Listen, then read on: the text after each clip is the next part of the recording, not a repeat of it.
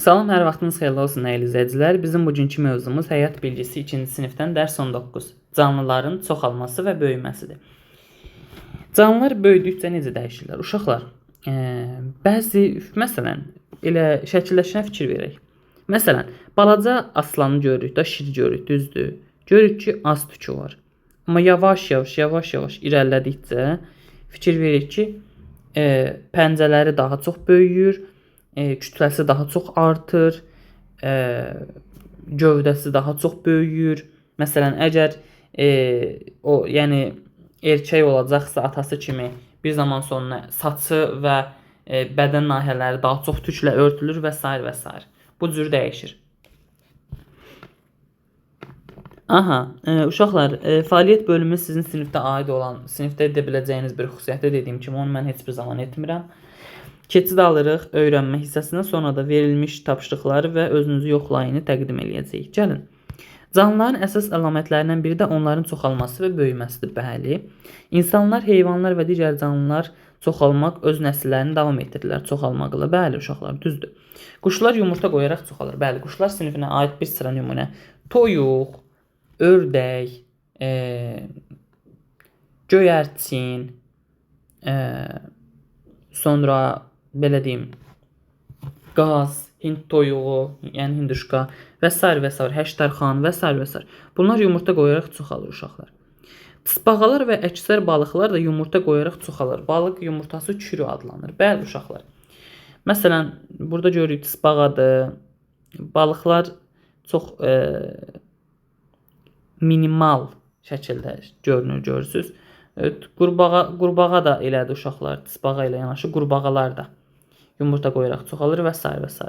İt, pişik, inək, canavar, tülkü, şir və keçi heyvanlar isə diri bala doğururlar. Yəni canlılar böyüdükcə həm də dəyişirlər. Bunlar isə uşaqlar, belə deyim, daha çox məməlilər sinifinin nümayəndələrinə aiddir. Məməlilər sinifinin nümayəndələrindən olan yarasa isə yumurta qoyaraq çoxalır. Bu arada yarasa quş deyil, məməlilər sinifinə aiddir.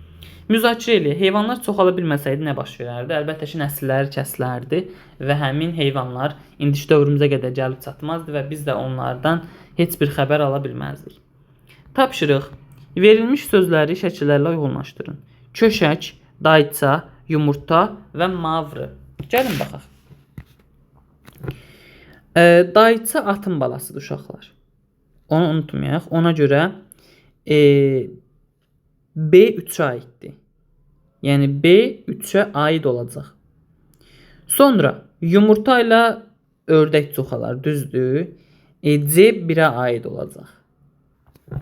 Sonra qaldı burada köşək və mavrı. Mavrı bildiyimiz kimi pişiyin balasına deyirlər uşaqlar. Yəni D aid olacaq 2-yə. Köşək isə dəvə balasıdır uşaqlar.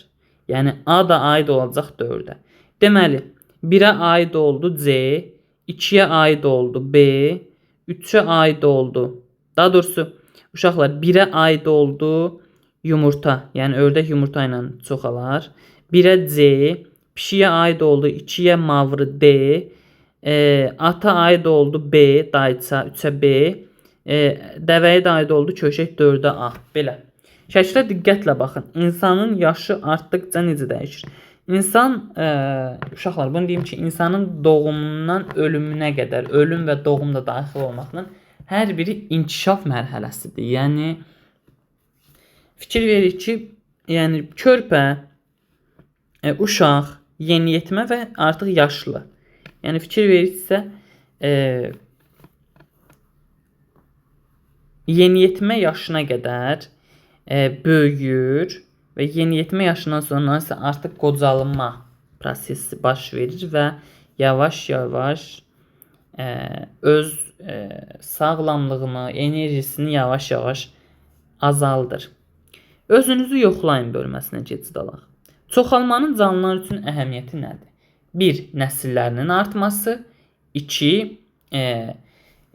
Eyni zamanda ekosistemin, yəni təbiətin mühafizəsinin təmin edilməsi uşaqlar. Yəni biz bəlkə də fərqində olmadan sevmədiyimiz o qədər heyvan təbiətin qayğısına qalır. Təbii ki, burada hər bir heyvandan söhbət gedir. Hansı canlılar yumurta qoyaraq çoxalır? Daha çox quşlar sinifinin nümayəndələri yumurta qoyaraq çoxalır. Göyərçin, sərçə, ördək, hinduşka, qaz, toyuq, həştərxan və s. bu tip quşlar və bəzi balıq, suda, quruda yaşayanlar. Məsələn, qurbağa, tısbağa, bir sıra balıq növləri və s. və s. Belə uşaqlar, bu günlük bu qədər. Ümid edirəm bəyənmiş olarsınız. Sağ olun, salamat qalın. Gələn dərslərdə görüşərik. Və sonda kanalımıza abunə olmağı unutmayın ki, uşaqlar, sonrakı dərslərdən, yarışmalardan, testlərdən və s. xəbərdar olasınız. Özünüzdən müğayət olun. Hələlik.